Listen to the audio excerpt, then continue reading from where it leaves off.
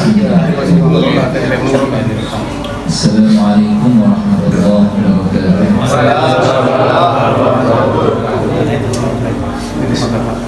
Alhamdulillah wassalatu wassalamu ala nabiyyina Muhammadin wa ala alihi wa sahbihi ajma'in. Amma ba'd.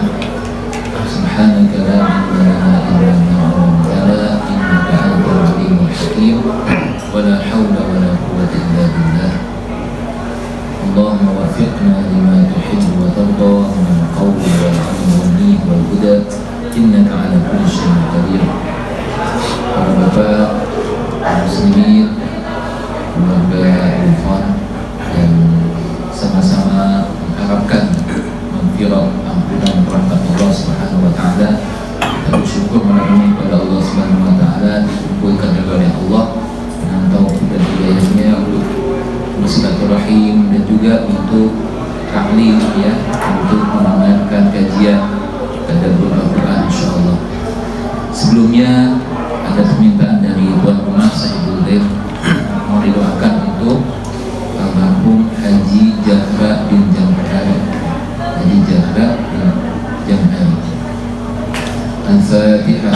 A'udzu billahi minasyaitonir rajim. Bismillahirrahmanirrahim. Alhamdulillahi rabbil alamin. Ar-Rahmanir Rahim. Maliki yaumiddin. Iyyaka na'budu wa iyyaka nasta'in. اهدنا الصراط المستقيم صراط الذين أنعمت عليهم غير المغضوب عليهم ولا الضالين.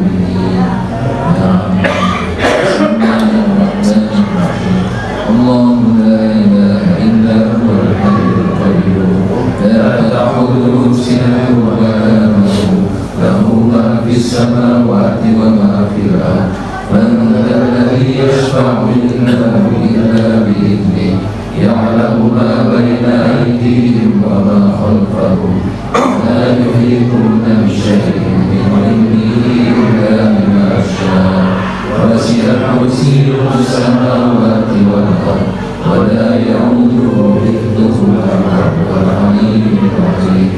بسم الله الرحمن الرحيم. آمن الرسول بما أنزل إليه من ربه والمؤمنون كل آمن بالله وملائكته وكتبه ورسله لا نفرق بين أحد من رسله وقالوا سمعنا وأطعنا غفرانك ربنا وإليك المصير.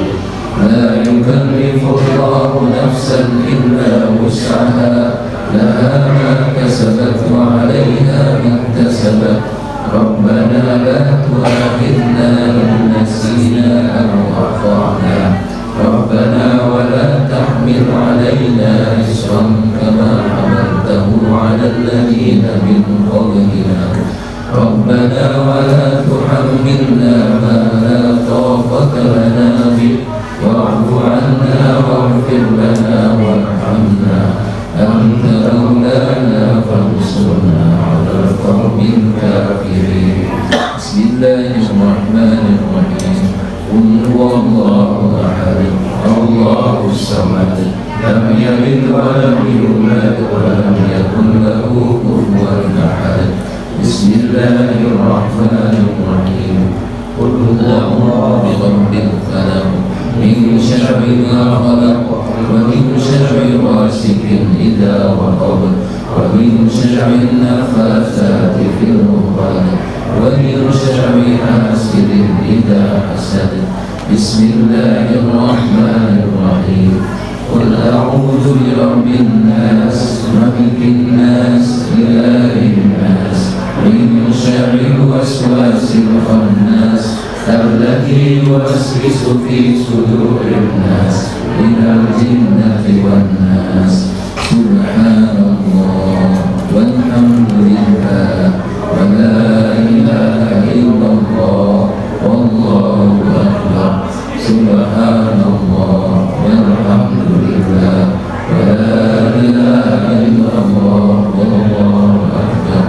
سبحان الله والحمد لله ولا إله إلا الله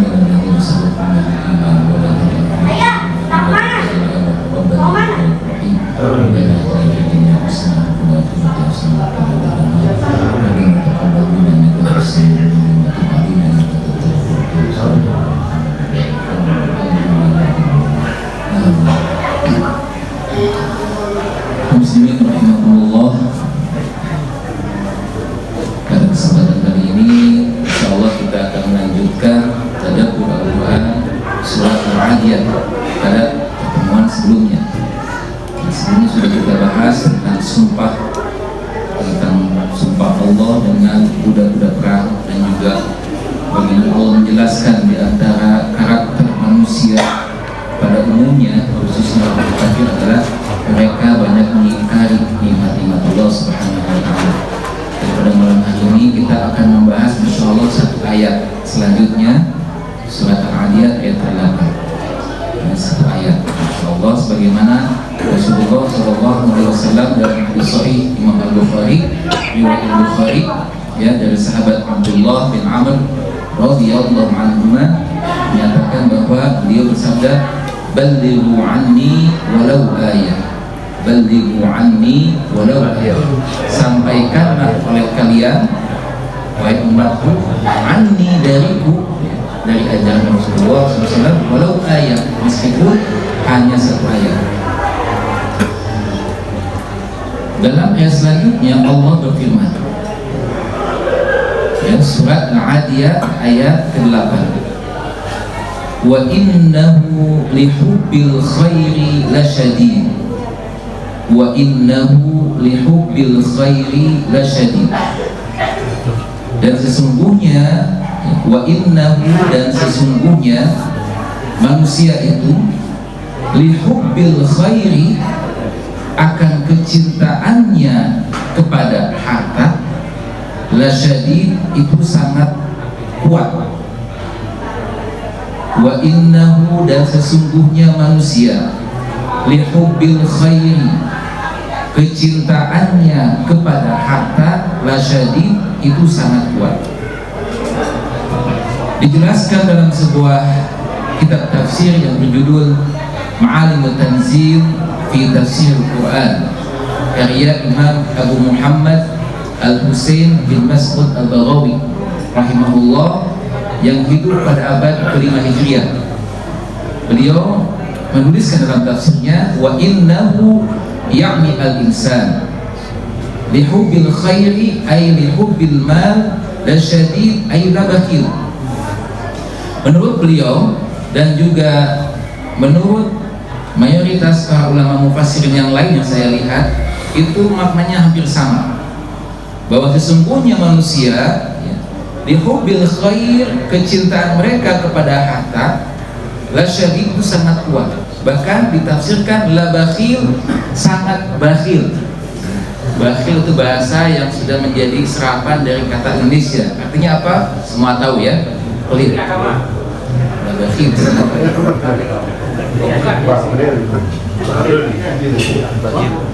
Nah, di sini Allah menyebutkan bahwa harta atau al-mal itu adalah dengan al-khair, lihubbil khair. Dan semua ulama mufassirin, ahli tafsir, sepakat yang dimaksud al-khair di sana adalah al-mal, harta. Jadi Allah sebenarnya menyebut harta itu adalah al-khair. Al-khair itu kan yang baik.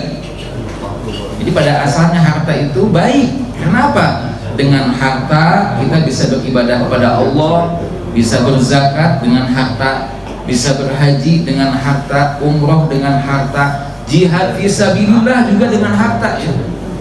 Wajahidu fisabilillah bi amwalikum wa anfusikum. Dan hendaklah kalian berjihad di jalan Allah dengan harta-harta kalian dan jiwa-jiwa kalian. Kalau buka Al-Quran, perintah tentang jihad fisabilillah itu kebanyakan selalu didahulukan dulu amwal, harta, sebelum berkorban raga, berkorban jiwa. Itu kebanyakan perintah jihad itu didahului dengan wajahidu fisabilillah bi amwalikum, baru kemudian wa anfusikum. Ini menunjukkan bahwa harta itu pada asalnya baik, al-khair, kalau dia digunakan pada jalan-jalan kebaikan.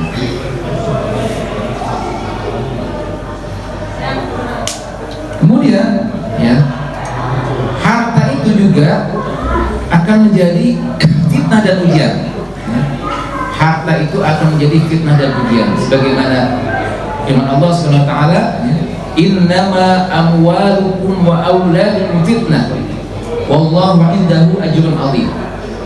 Sesungguhnya Innama amwalukum wa auladukum fitnah. Sesungguhnya harta-harta kalian dan anak-anak kalian itu adalah fitnah, ujian. Coba saja kita renungkan. Harta dan anak kata Allah adalah fitnah, ujian. Dan memang betul, katanya adalah ujian. Ya, coba lihat harta. Ketika orang tidak ada harta, ya, tidak punya harta, miskin, itu pun ujian bagi dia. Ujian kesabaran, ujian beratnya harus menafkahi keluarga dengan kondisi ekonomi yang susah dan sulit. Ya. Ketika harta dia tidak ada atau kurang, itu ujiannya adalah kesabaran. Maka ya, saking beratnya ujian itu, ada kalanya ketika seseorang diuji dengan kefakiran, dengan minimnya harta, tidak ada harta sama sekali, itu kadang-kadang akan mendekatkan kepada kekufuran. Ada sebuah hadisnya dhaif. Nabi menyatakan, diriwayatkan, kadal faqru ayyakuna kufra. Ya. Kadal faqru ayyakuna kufra. Hampir saja kefakiran itu menyeret seseorang pada kekufuran. Coba perhatikan, ya, orang kalau dia tidak sabar ketika diuji oleh Allah dengan kurangnya harta, sulitnya dengan mencari maisha penghidupan, ada kalanya dia menggadaikan akidahnya, menggadaikan keimanannya, menjadi kafir atau keluar dari agama Islam. Dan itu kita bisa saksikan atau kita dengar berita-berita bagaimana orang-orang Kristen, ya, mereka kristenisasinya dengan apa? Dengan supermi, dengan beras. Dan sasaran mereka adalah orang-orang yang tidak berharta, yang orang-orang fakir, ya. Nah, kalau tidak sabar, ujian ini bisa menyeret pada kekufuran. Sebaliknya, ketika Allah melimpahkan kepada seseorang dengan harta yang melimpah, harta yang banyak, ini juga harta jadi ujian. Apakah dengan harta yang Allah titipkan kepadanya, dia bisa menggunakannya di jalan ketaatan atau di jalan kemaksiatan? Makanya ketika nanti di hari kiamat, ya, itu ada empat pertanyaan. Ya. Nabi menyatakan, Nabi SAW menyatakan dalam hadisnya, la tazulu qadama 'abdin, la tazulu qadama 'abdin yaumal qiyamah hatta yus'ala an arba'. Tidak akan bergeser kedua telapak kaki seorang hamba, termasuk kita nanti nih di hari kiamat di padang mahsyar, hatta yus'ala an arba', sampai dia akan ditanya, sehingga dia akan ditanya dengan empat pertanyaan. Ya. Pertama akan ditanya tentang umurnya digunakan untuk apa saja, apakah untuk taat kepada Allah atau untuk kesia-siaan. Dua, ditanya tentang ilmunya, apakah diamalkan atau tidak. Tiga, ditanya tentang masa mudanya digunakan untuk apa, apakah poya-poya atau untuk taat kepada Allah. Ya. Yang keempat, uniknya, wa amalihi. Kalau tiga pertanyaan tadi, ya, tentang ilmu, umur, masa muda, cuma satu pertanyaannya. Tapi tentang harta, pertanyaannya dua. Min aina iktasabahu wa fima anfaqahu. Dari mana dia mencari hartanya dan dikemanakan harta itu digunakan. Ini ujian. Jadi harta itu adalah pemberian dari Allah dan ujian bagi hamba-hambanya. Apakah dia ketika mencari hartanya dengan jalan yang halal atau dengan jalan yang haram? Ini pun juga ujian. Ketika dia sudah mendapatkan harta, apakah dia menggunakan harta itu untuk taat kepada Allah atau untuk maksiat kepada Allah? Ya, karena ada orang yang hartanya berlimpah, dia gunakan untuk maksiat kepada Allah, ya, untuk berbuat durhaka, ya, berzina, kemudian minum khamar dan sebagainya. Tapi ada juga sebagian hamba-hamba Allah yang sedikit, ya, Allah memberikan pelimpahan harta digunakan untuk jalan dakwah, ya, untuk menolong kaum fuqara, kaum du'afa dan sebagainya. Jadi harta itu adalah ujian, baik dia banyak atau sedikit. Nah, di sini Allah Subhanahu wa taala menerangkan di antara karakter manusia, khususnya orang-orang kafir, dan tidak sedikit juga orang yang mengaku beriman tetapi dia ada sifat yang tercela, apa? Bakhil. Wa innahu lihubbil khairi lasyadid, dan sesungguhnya manusia itu kepada harta dia sangat bakhil. Nah, jadi ada hubungannya nih. Jadi dari ayat ini kita bisa mengambil sebuah kesimpulan begini. Orang itu kalau hatinya cinta kepada harta, dia cenderung akan memiliki sifat bakhil dan pelit. Tapi sebaliknya, kalau Anda melihat ada orang yang dermawan, begitu mudah, ringan mengeluarkan harta, kalau orang lain bersedekah, bisa ditebak bahwa hatinya tidak terikat dengan cinta harta. Mudah saja. Ya. Jangan jauh-jauh, kita bisa ngecek diri kita sendiri. Ya. Kalau kita ringan bersedekah, ringan menolong orang lain, ada orang butuh bantuan kita, kalau kita ada, ya, kita bantu dengan mudah tanpa berbelit-belit, maka kita keluarkan. Itu bisa jadi hati kita terbebas, tidak terikat dengan cinta harta. Tapi kalau seseorang ketika diminta tolong, ya, padahal dia orang yang hartanya banyak, ada kelebihan, ada orang minta bantuan, dia sangat membutuhkan, tapi dia pelit, bakhil. Nah, ini bisa jadi ciri atau tanda hati orang tersebut terikat dengan cinta harta atau cinta dunia, dan ini dicela oleh Allah Subhanahu wa Ta'ala. Maka tidak sepantasnya bagi orang mukmin memiliki sifat bakhil ini. Ada sebuah riwayat mengatakan, la yajtami' fi qalbi mu'min al-bukhl wal iman. Tidak akan berkumpul, ya, dalam hati seorang mukmin antara kebakhilan dan keimanan. Kenapa? Karena orang bakhil itu dia tidak percaya kepada janji Allah. Padahal Allah sudah menjanjikan, ya, bahwa siapa yang berinfak akan diganti minimal 10 kali lipat sampai 700 kali lipat. Maka seakan-akan orang yang bakhil, seakan-akan dia tidak percaya kepada janji Allah. Dikatakan juga bahwa al-bukhlu, ya, su'udzon bil ma'bud, bahwa di antara sebab bakhil itu selain cinta harta adalah buruk sangka kepada Allah. Buruk sangka kepada Allah. Kalau orang berbaik sangka kepada Allah, yakin kepada janji Allah, yakin bahwa Allah akan menggantinya bahkan dengan berlipat-lipat ganda, maka dia akan mudah mengeluarkan harta itu. Di dalam surah Al-Baqarah, ya, Allah menggambarkan begini, asy-syaitanu ya'idukumul faqra wa ya'murukum bil fahsya wallahu ya'idukum maghfiratan minhu wa fadla wallahu wasi'un alim. Kata Allah, setan itu ya'idukumul faqra, menjanjikan kepada kalian atau menakut-nakuti kepada kalian kefakiran kalau kalian bersedekah dan berinfak. Kata setan, jangan bersedekah, jangan keluarin uang kamu, jangan. Sayang, nanti kamu akan jatuh fakir. Uangmu akan berkurang, kamu akan fakir, kamu akan miskin. Itu ditakut-takutin oleh setan. Asy-syaitanu ya'idukumul faqra wa ya'murukum bil fahsya. Dan setan menyuruh manusia untuk apa? Untuk bakhil, untuk pelit. Simpan aja, mendingan buat disimpan, ditabungkan, supaya nanti kalau ada apa-apa dengan kamu gunakan. Simpan. Apa lanjutannya? Wallahu ya'idukum maghfiratan minhu wa fadla. Dan Allah menjanjikan kepada kalian, wallahu ya'idukum maghfiratan minhu, ampunan dari Allah Subhanahu wa Ta'ala kalau kalian bersedekah, berinfak. Wa fadla, dan karunia, tambahan dari Allah. Ya. Jadi ketika ini nih dalam satu ayat yang sama, ya, itu ayatnya sama dalam satu ayat. Satu berbicara tentang janji setan, satu berbicara tentang janji Allah.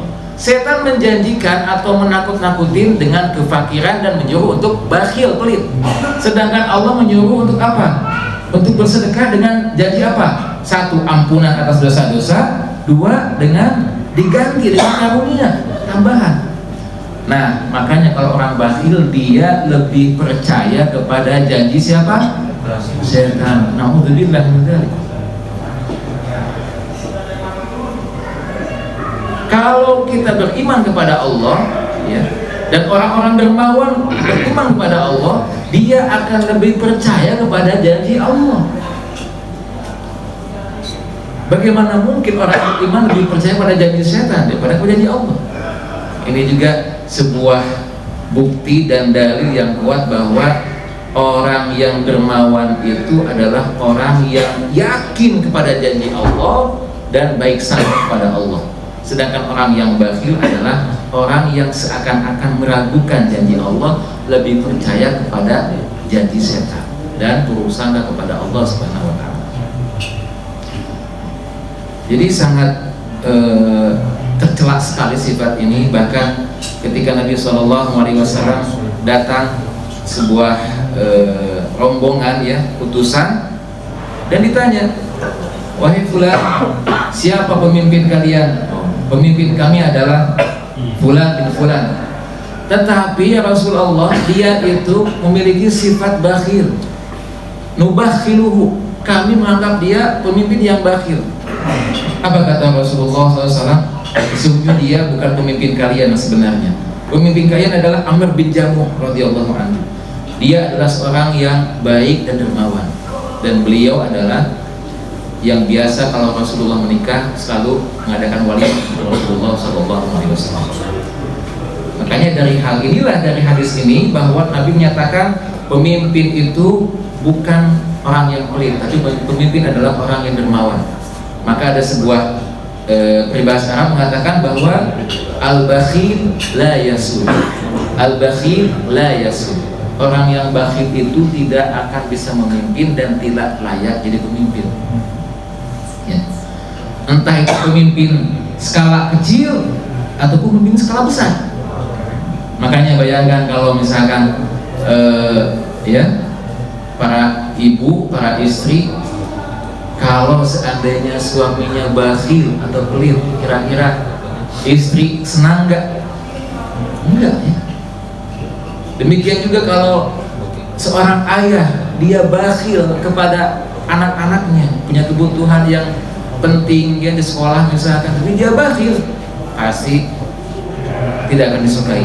Suami yang bakhil tidak akan disukai oleh istrinya, ya. Ayah yang pelit tidak akan disukai oleh anak-anaknya.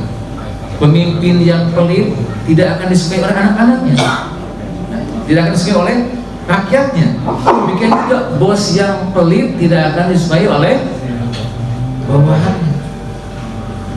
Bapak senang nggak kalau punya bos yang pelit? Nggak suka, ya. Pengennya bosnya yang dermawan gitu kan, si bonus, ya, sebagainya. Nah, ya.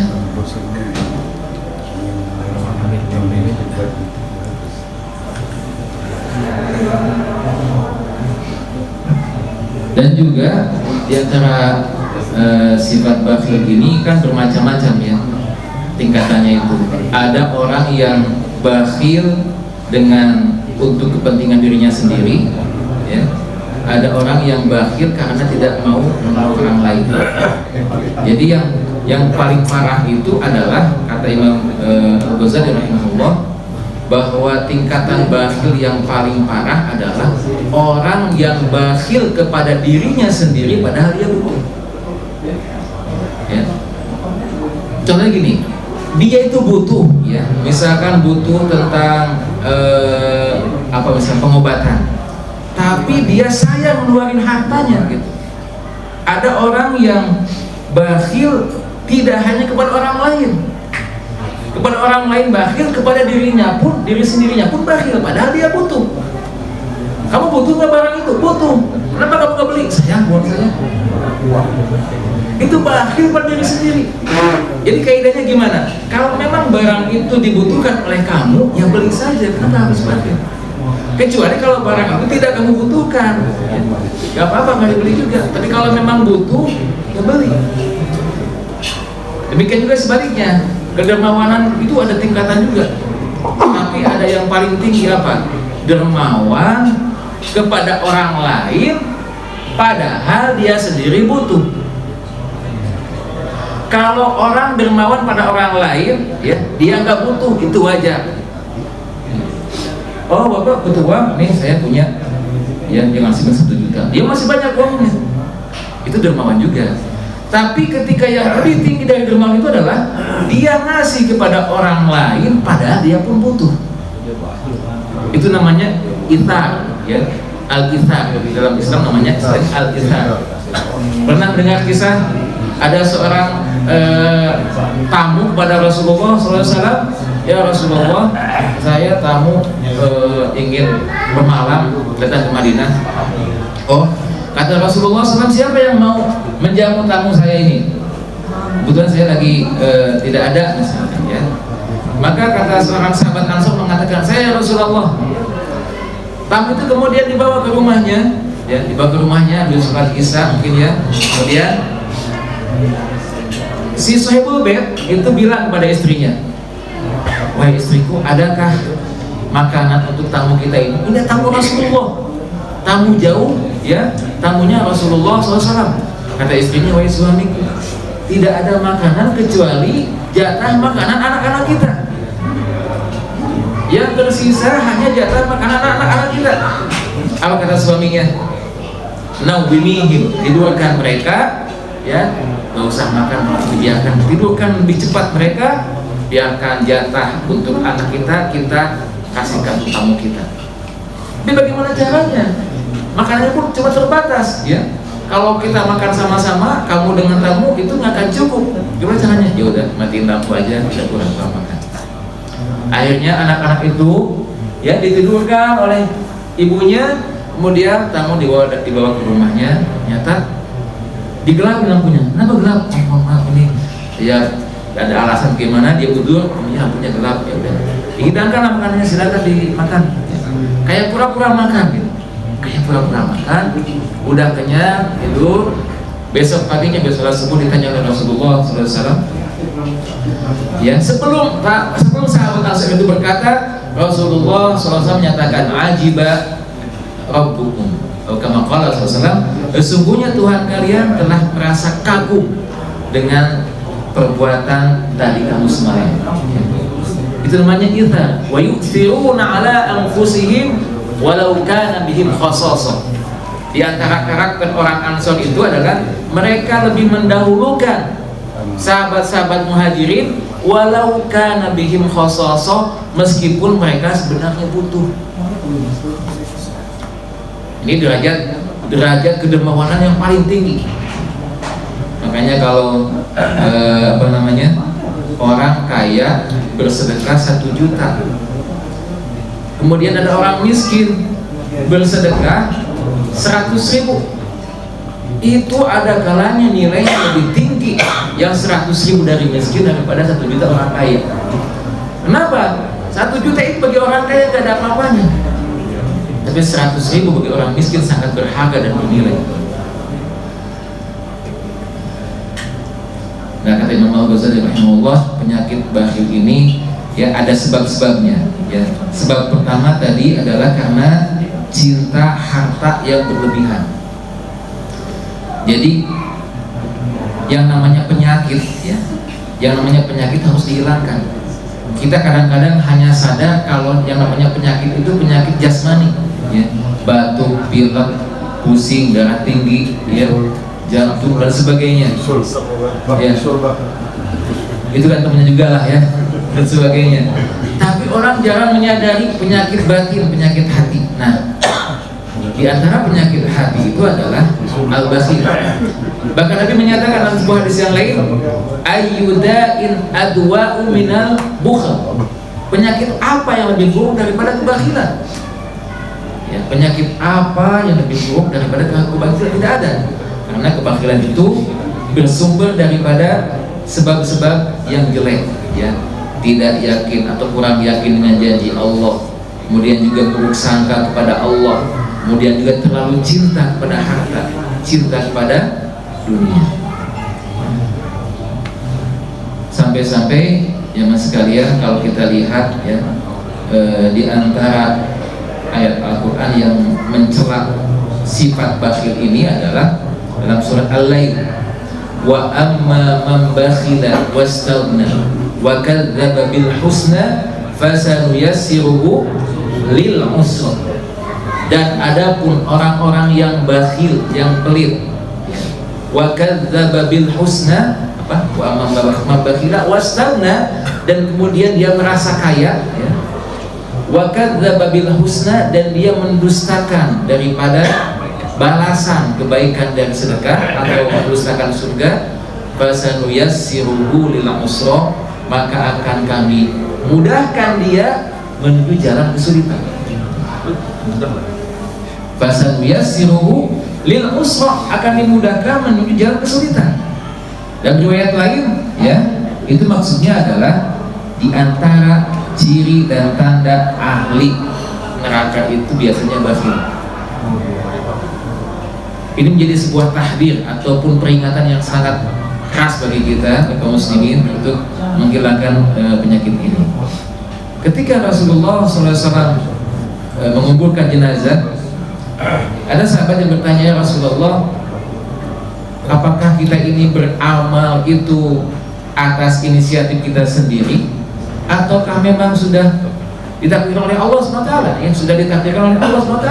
Maka kata Rasulullah SAW, semuanya sudah ditakdirkan oleh Allah SWT. Ahlus sa'adah, orang-orang yang ditakdirkan sebagai orang yang akan menjadi ahli surga, akan dimudahkan beramal dengan amal-amal ahli surga. Ahlus syaqawah, orang-orang yang ditakdirkan untuk menjadi ahli neraka, dia akan dimudahkan untuk berbuat amal-amal ahli neraka. Lalu Nabi membacakan ayat tadi, fa amma man a'ta wattaqa wa saddaqa bil husna fasanuyassiruhu lil yusra. Ini tanda orang calon ahli surga nih. Fa amma man a'ta, dan adapun orang yang suka memberi, wattaqa, dan dia bertakwa, fasanuyassiruhu lil yusra, maka akan kami mudahkan dia menuju jalan kemudahan atau jalan surga. Sebaliknya, orang yang bakhil, yang merasa kaya, yang tidak membenarkan janji Allah atau surga, maka akan memudahkan menuju jalan kesulitan atau jalan neraka.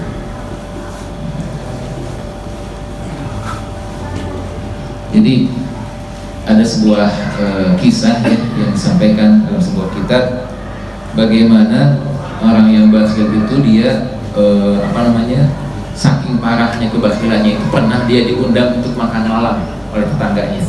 Ya kurang lebih kayak gini lah ya, contoh kayak gini aja. Jadi diundang makan malam, dia terkenal sebagai orang yang bakhil, orang yang pelit. Diundang makan malam sama tetangganya, dimasakkan masakan yang enak ya. Kalau sekarang mungkin daging rendang atau macam-macam lah, bakso atau apa. Dia makan dengan lahap. Namanya orang bakhil, ini kesempatan nih, gratis gitu kan, dia makan dengan lahap, dengan banyak.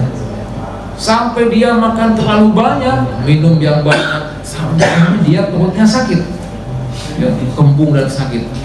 Kemudian akhirnya dia nggak tahan, ya, dengan rasa sakitnya dia datang ke dokter, mengeluh dengan sakitnya perutnya itu. Apa kata dokter? Sebenarnya kamu nggak apa-apa, cuma kamu terlalu kekenyangan katanya. Jadi apa solusinya? Keluarkan, muntahkan tuh yang terlalu banyak dalam perut itu. Apa kata jawabannya? Apa? Saya harus mengeluarkan makanan-makanan yang enak ini, daripada begitu saya makan saja katanya. Daripada saya mengeluarkan makanan-makanan yang sudah saya makan yang enak ini, lebih saya mati aja. Itu saking bakhilnya dia, nggak mau mengeluarkan, padahal itu penyakit. Jadi ternyata ya, segala sesuatu yang berlebihan itu adalah penyakit. Makanya ada sebuah hadis qudsi menyatakan bahwa yabna Adam, wahai bani Adam, ya, apabila kamu menginfakkan ya harta yang lebih dari kamu itu akan baik bagi kalian. Tapi kalau kalian menahan ya kelebihan harta kalian, itu akan buruk bagi kalian. Akan tetapi tidak dicela bagi orang yang hartanya pas-pasan. Jadi ada 3 kondisi nih. Ada orang yang hartanya pas-pasan, maka dia tidak dicela apabila dia menahan untuk kebutuhan keluarganya. Tapi ada orang yang dikasih kelebihan harta, dia menahan hartanya, itu buruk kata Allah Subhanahu wa taala. Tapi kalau dia infakkan, maka harta yang lebih itu akan menjadi kebaikan baginya. subhanallah ya, kalau kita lihat di masyarakat kan begini. Jadi yang namanya hati itu ya, hati manusia itu menjadikan apa? Mencintai orang-orang yang dermawan meskipun dia orang pendosa. Ya. Ada sebuah kalam hikmah dari Imam Yahya bin Mu'adh al-Razi mengatakan begini: ma fil qalbi lil asqiya'i illa hub walau kanu fujjar walil bukhala'i illa hub walau kanu abrar. Jadi kata beliau ya, Allah itu sudah menjadikan watak tabiat manusia mencintai orang yang dermawan meskipun dia pendosa. Ada tuh orang yang banyak dosa tapi dia orangnya dermawan. Itu ada kalanya orang-orang senang sama dia. Kenapa? Dengan kedermawanannya. Itu seakan-akan dosa-dosanya dia tertutup oleh aib-aib itu tertutup dengan kedermawanannya. Di sebaliknya, ya. Ada orang yang ahli ibadah tapi tidak disukai, dibenci. Kenapa? Sikap bakhil. Itu sifat manusia seperti itu ya. Manusia kalau lihat orang pelit, orang bakhil, meskipun dia berilmu atau ahli ibadah tidak suka. Makanya ada sebuah syair mengatakan, kalau kalian punya banyak aib, punya banyak celah ya dalam pandangan manusia, kalau kalian punya banyak aib ya, punya banyak kekurangan di kalangan manusia, maka tutupilah semua kekurangan itu dengan sifat sakho. Apa sakho? Dermawan. Karena semua aib akan tertutup dengan sifat dermawan. Tapi sebaliknya, orang kalau dia memiliki sifat bakhil, meskipun dia punya banyak kelebihan-kelebihan, sifat bakhilnya itu akan membuat dia turun dalam pandangan masyarakat. Lalu bagaimana cara mengobati penyakit ini? Ya, cara mengobati penyakit bakhil, menghilangkan penyakit pelit dalam hati kita adalah pertama menyadari bahwa yang namanya hubbul mal atau hubbud dunia yang berlebih itu adalah tercela. Hubbul mal, hubbud dunia itu adalah tercela. Yang kedua, dengan mengetahui fadilah keutamaan berinfak, bersedekah, dan juga mengetahui celaknya, aibnya, dan juga tahdir ataupun ancaman bagi orang-orang yang bakhil. Wala yahsabanna alladziina yabkhaluna bima aataahumullahu min fadlihi wa khairun lahum bal huwa syarrun lahum sayutawaquna ma bakhilu yaumil qiyamah. Jangan mengira orang-orang yang bakhil dengan hartanya itu baik bagi dia. Jangan mengira dia menumpuk menyimpan itu baik bagi dia. Bal huwa syarrun lahum, akan tetapi dia buruk, itu buruk bagi dia. Sayutawaquna ma bakhilu yaumil qiyamah, akan dilingkarkan, akan dikalungkan ya apa yang dia bakhilkan kelak di hari kiamat. Ada ulama mengatakan, menafsirkan yang dikalungkan itu adalah seekor ular yang besar. Dia akan mengatuknya. Akulah hartamu yang dulu kalian simpan, yang dulu kalian tidak mau keluarkan zakatnya dan sebagainya.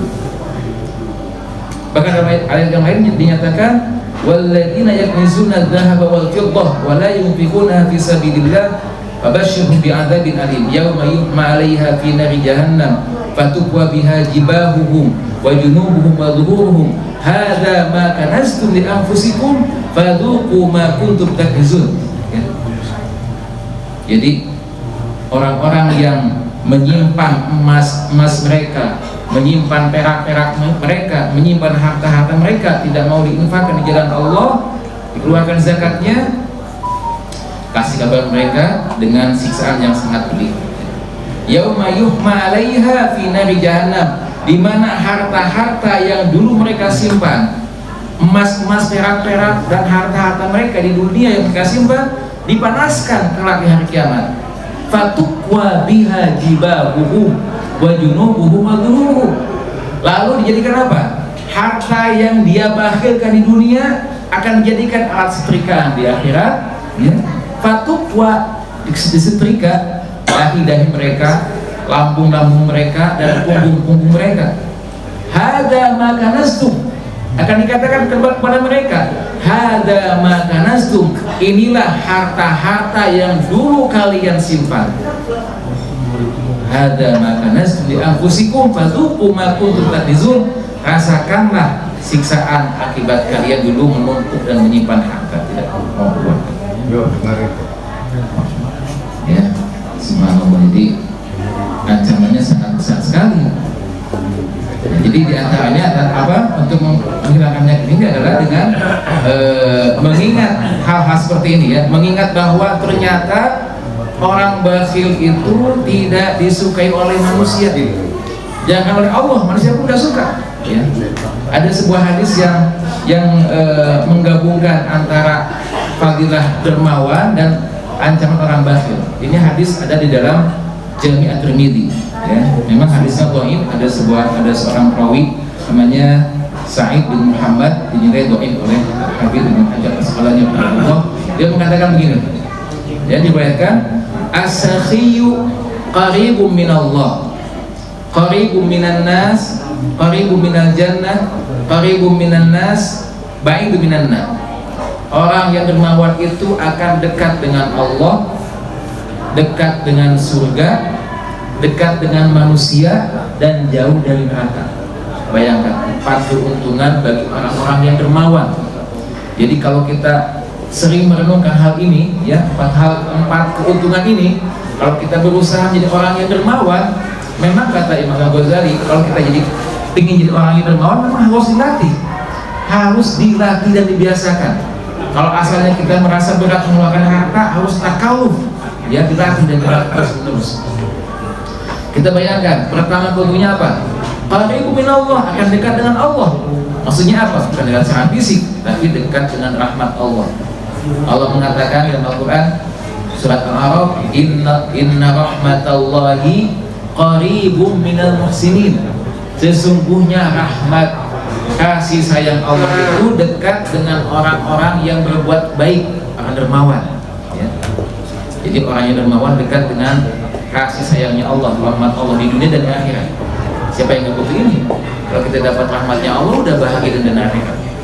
Kedua, keuntungannya apa? Orang yang dermawan akan dekat dengan manusia. Orang yang dermawan akan dekat dengan manusia, karena memang watak manusia jubilatil qulub ala hubbi man ahsana ilaiha. Hati manusia itu dijadikan senang, suka, mencintai kepada orang-orang yang berbuat baik kepada dia. Kalau bapak-bapak ya dikasih hadiah oleh seseorang, pasti akan senang pada orang tersebut. Maksudnya karakter manusia seperti itu, tabiat manusia seperti itu, ya.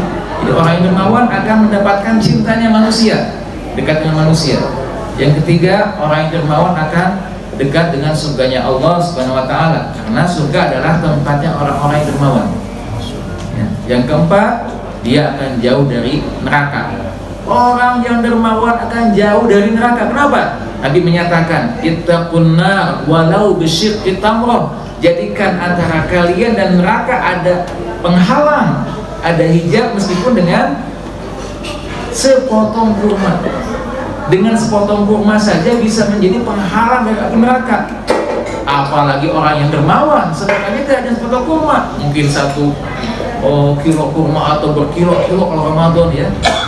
Jadi orang yang dermawan akan menjadi jauh dari neraka karena banyak benteng-bentengnya. Sebaliknya, jadi kalau kita sudah merenungkan dan mengingat 4 hal ini, ya, kemudian kita renungkan kebalikannya. Wal bakhil, adapun orang yang bakhil, yang pelit, ya, ba'idun minallah, dia akan jauh dari Allah, akan jauh dari Allah, jauh dari rahmat Allah, jauh dari pahala Allah Subhanahu wa taala. Wa qarib wa ba'idun minal jannah, dan akan jauh dari surga. Ada sebuah riwayat menyatakan ketika Allah menciptakan surga Aden, ya, Allah menyatakan kepada surga Aden, takallami, wahai surga Aden, kamu silakan berbicara. Maka surga berbicara, ya Allah, jangan masukkan ke dalamku orang-orang yang bakhil.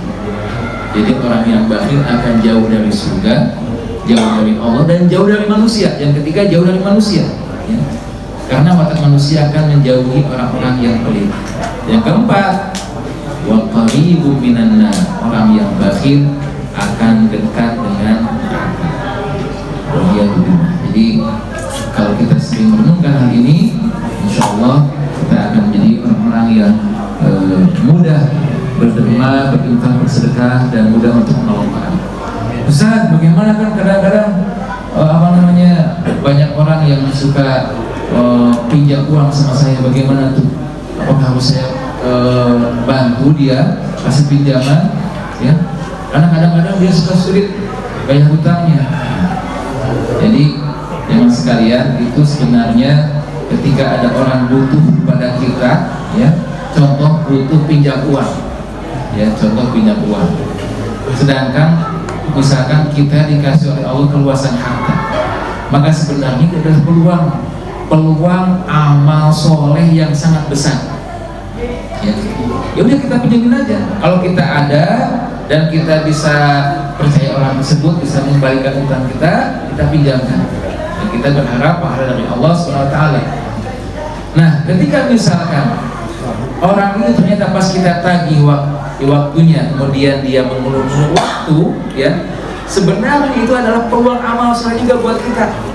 Coba kadang-kadang kita ini cepat uring-uringan, cepat menuduh Tuhan, ternyata kamu ingkar janji, ya. Padahal ini dulu itu ada kisah nyata di mana Nabi SAW pernah menceritakan tentang seorang laki-laki di zaman Bani Israil, ya. Dia itu orang kaya dan dia punya kebiasaan ngasih pinjaman pada orang-orang. Tapi dia bukan orang soleh, maksudnya bukan orang yang banyak ibadah gitu ya, bukan orang yang banyak ibadah. Nah, dia punya kebiasaan, dan dia namanya orang kaya pasti dia punya anak buah kan, dan dia selalu berpesan pada anak buahnya, kalau kalian nagih hutang, ya, hendaklah nagih dengan baik-baik. Kalau ada ambil, kalau belum ada kasih tempo.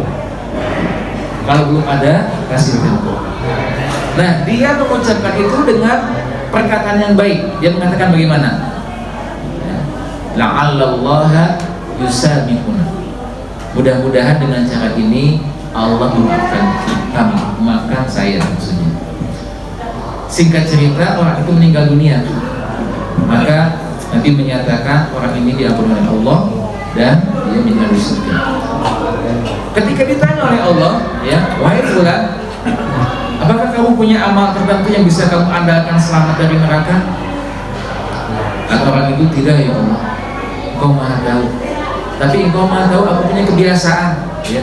Kebiasaan aku suka ngasih pinjaman utang, dan aku selalu menyuruh kepada anak buahku supaya menagih dengan baik-baik. Kalau ada silakan ambil, kalau belum ada kasih tempo. Maka kata Allah bagaimana? Sesungguhnya kami Allah lebih berhak untuk memaafkan kami. Silakan masuk ke dalam surga. Jadi ini sebenarnya ya, banyak peluang bagi orang-orang yang Allah berikan harta untuk menjadi jalan ke surga dengan hartanya. Ya. Jadi jangan sampai kebalikannya. Jadi ketika dikasih kelebihan harta, justru menjadi jadian kenerakaannya gitu ya.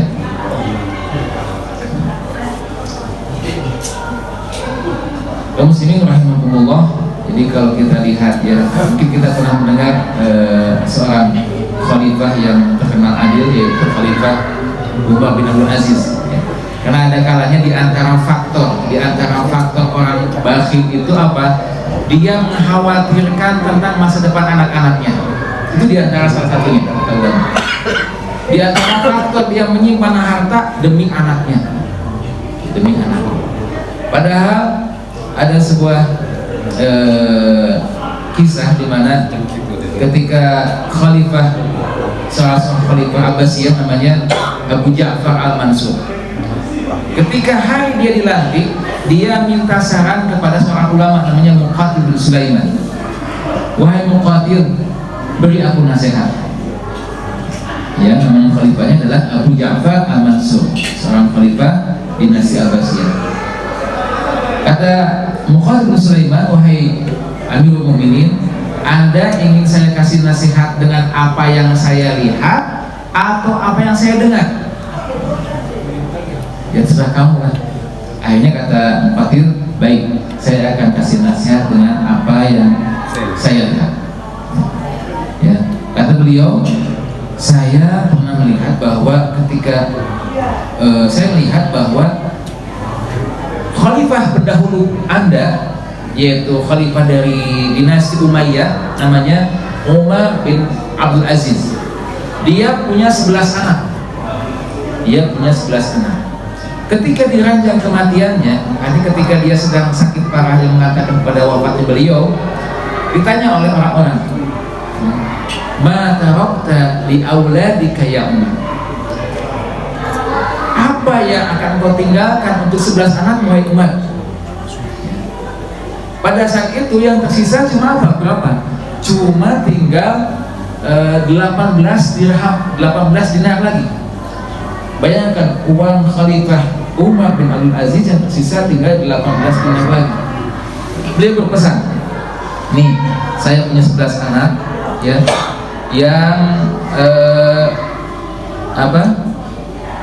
5 dinar untuk beli kain kafan saya, yang 4 dinar untuk beli lahan kuburan saya, sisanya 9 dinar berikan kepada anak saya. Jumlahnya 11 anak ya. Lalu sebagian orang kemudian merasa kasihan kepada anak-anak. Wahai Umar, apakah kamu tidak kasihan?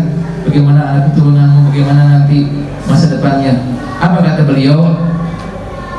Aku menitipkan kepada mereka ketakwaan kepada Allah Subhanahu wa taala. Aku wasiatkan kepada anak-anakku untuk bertakwa kepada Allah. Kenapa? Karena kalau anak-anakku bertakwa kepada Allah, jadi orang-orang yang soleh, maka Allah akan mengurus mereka dan mencukupkan harta mereka. Tapi kalau seandainya anak-anakku nanti kelak sepeninggal aku menjadi orang-orang yang durhaka, aku tidak ingin, tidak rela dijadikan hartaku digunakan untuk bermaksiat kepada Allah. Jadi ini tawakalnya kuat. Kayaknya kita nggak mungkin deh ya sampai ke level ini iman kita meninggalkan anak-anak seperti itu. Sebaliknya, kata Muhammad bin Sulaiman, aku juga melihat bahwa ya khalifah yang lain namanya adalah Hisham bin Abdul Malik. Dia juga punya 11 anak sama. Ketika dia meninggal dunia, dia mewariskan kepada setiap anak, satu anaknya 1000 dinar. Berapa? 1000 dinar. Berarti dia mewariskan 11.000 dinar. Untuk 11 anaknya masing-masing dapat 1000 dinar. Tapi ya kata Muhammad bin Sulaiman, pada hari yang sama aku pernah melihat, jadi beberapa tahun kemudian ya, kata Muhammad bin Sulaiman yang menceritakan pada Abu Ja'far al-Mansur, aku melihat salah satu daripada anak Umar bin Abdul Aziz, dia bersedekah dengan 100 ekor kuda untuk jihad fisabilillah. Bayangkan dia, salah satu anak Umar bin Abdul Aziz yang cuma diwariskan ayahnya 9 dinar untuk 11 saudaranya itu, salah satu anaknya bersedekah dengan 100 ekor kuda. Berarti dia orang kaya. Dan aku juga melihat salah satu anak dari siapa? Hisham bin Abdul Malik, dia jadi peminta-minta di pasar. Jadi minta-minta di pasar. Jadi kekhawatiran kita kepada anak-anak kita itu sebenarnya tidak menjadi alasan kita untuk bakhil. Kenapa? Allah berfirman, nahnu narzuqukum wa iyyahum. Kami yang ngasih rezeki kepada kalian wahai para bapak, wa iyyahum, dan kepada anak-anak kalian. Jadi kadang-kadang kita persepsinya salah. Oh, ya harta saya ini adalah harta saya, padahal sana juga ada harta anak-anak kita.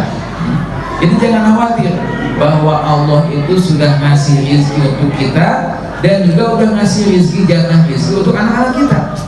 Jadi yang kita ajarkan kepada anak kita ada apa? Tentang ketakwaan dan ketawakalan kepada Allah Subhanahu wa taala. Memang mungkin kita tidak akan sampai pada derajat iman dan tawakalnya Khalifah Umar bin Abdul Aziz, tetapi maksudnya adalah kita mengambil pelajaran itu. Ternyata ya harta itu, harta warisan itu tidak menjaminan ya. Bisa anak-anaknya menjadi kaya seperti orang tuanya, karena ada kalanya orang tanpa harta warisan orang tuanya pun jadi orang yang kaya. Sebaliknya orang yang menerima warisan yang banyak jadi orang yang fakir. Muslimin rahimakumullah, dari ayat ini ya, wa innahu lihubbil khairi lasyadid adalah sebuah celaan dari Allah Subhanahu wa taala untuk apa? Celaan untuk tidak mencintai harta secara berlebihan. Karena apa? Akibat dari cinta harta berlebihan itu akan menyebabkan seseorang bersifat bakhil dan pelit, berat untuk mengeluarkan harta. Dan juga celaan adalah sifat bakhil. Bahkan Nabi pernah memberikan sebuah ilustrasi atau gambaran, ya, matalul bakhil wal mutasaddiq, ya, perumpamaan orang yang bakhil dan orang yang dermawan itu seperti dua laki-laki yang memakai baju besi. Orang bakhil pakai baju besi, orang dermawan pakai baju besi. Nah, tapi bedanya begini kata Nabi SAW.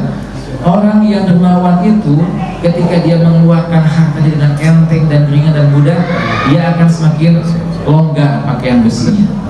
Tapi orang yang bakhil ketika dia akan mengeluarkan harta, ya, bersedekah, akan banyak alasan untuk menahannya. Sehingga dikiaskan para ulama, orang yang dermawan hatinya akan lapang. Kenapa? Bebas dari terikat oleh cinta dunia.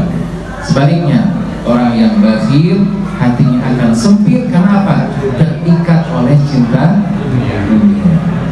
Wallahu a'lam. Mudah-mudahan ini bisa menyenangkan kita semua dan Allah jadikan kita termasuk orang yang dermawan, Allah jauhkan kita dari sifat bakhil. Kalau ada pertanyaan, silakan. Yo, tanya yo, siap. Tanya Pak. Mas. Ini kan Mas simpan di permen. Dibagi. Oh iya. Kan bener kan?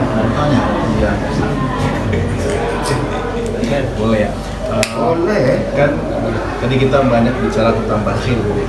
Kan Allah sudah berfirman, di sana khuliqa itu gimana? Itu menguatkan malahnya. Innal insana khuliqa halu'a, idza massahu syarru jazu'a, wa idza massahu khair manu'a. Ini menguatkan. Ya, sesungguhnya manusia itu diciptakan dengan penuh keluh kesah. Idza massahu syarru jazu'a, jika dia ditimpa keburukan, kefakiran, dia akan berkeluh kesah. Wa idza apa? Innal insana khuliqa halu'a, idza massahu syarru jazu'a, wa idza massahu khairu manu'a. Ketika dia dikasih dengan kebaikan, harta, dia akan menahan. Tuh, perhatikan. Ternyata sama. Allah pun menyebut harta di sini dengan al-khair. Ya, sama dengan tadi al-anbiya, ya. Wa innahu lihubbil khair lasyadid. Di sini juga sama. Wa idza massahu khair manu'a. Di sana bakhil, di sini manu'a. Di sana pelit, di sini menahan diri.